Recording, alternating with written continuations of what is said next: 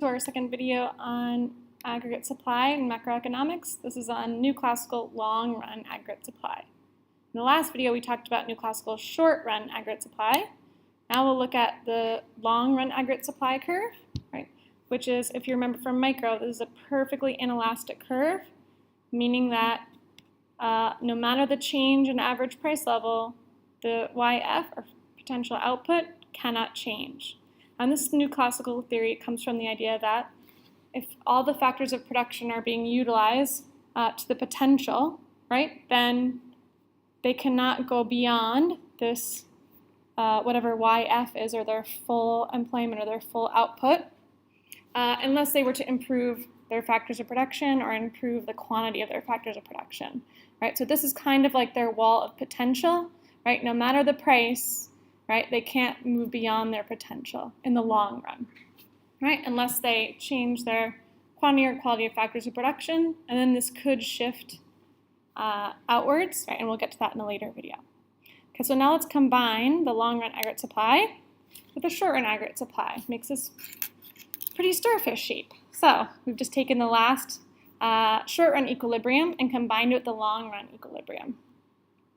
And new classical economists believe that this is like the homeostasis. This is where economies are going to come back to, right? That there are forces that are pushing the economy back to this equilibrium, both long run, YF, or full employment, or potential output, equaling YE, short run, or actual output. And we'll go through the steps of why they believe this, right? That the economies are going to naturally come back to this state.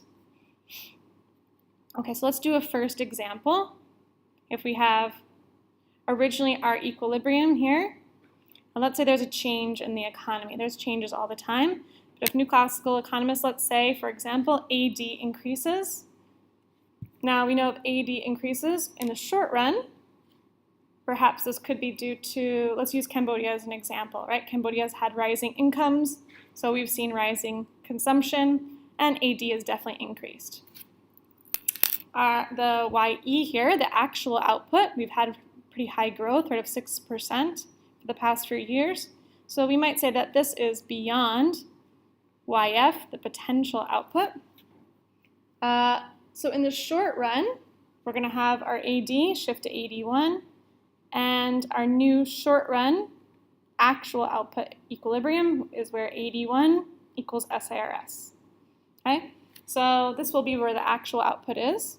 And our price level, if you noticed, because of the factors of production, or the goods and services are having more demand, right? People are using more of them, they're using more factors of production. That will put an upward pressure on average price level from P1 to P2. This is why we call this an inflationary gap, this area from YF to YE, right? Because they're working above their potential output, right, which can only happen in the short run. According to new classical economists, then this is going to put upward pressure on prices. Now, in the long run, can you sustain this and work above your potential? New classical economists don't think so, right? They think that you're naturally going to come back to your potential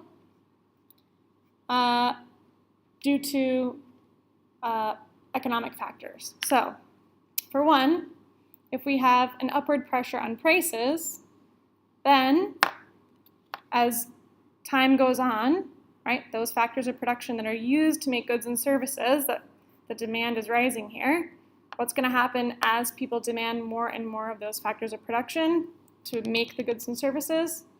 They're going to get more scarce. If they get more scarce, then economic logic tells us that the cost should go up. If the cost goes up, then we know that cost of factors of production is one of the things that can shift short-run aggregate supply. So we see here that short-run aggregate supply should decrease, right, by shifting to the left. And the theory states, right, that it should come back to, in the long run, this might be months or years, right, that it should come back to this YF. You can see that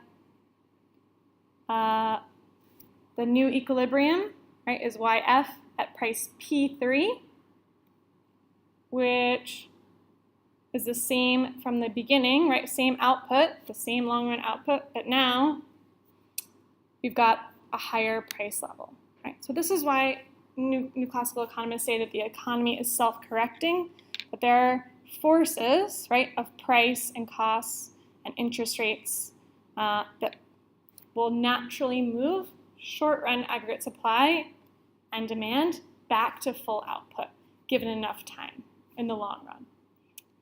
There are several other examples. You can have AD shifting the opposite way, decrease.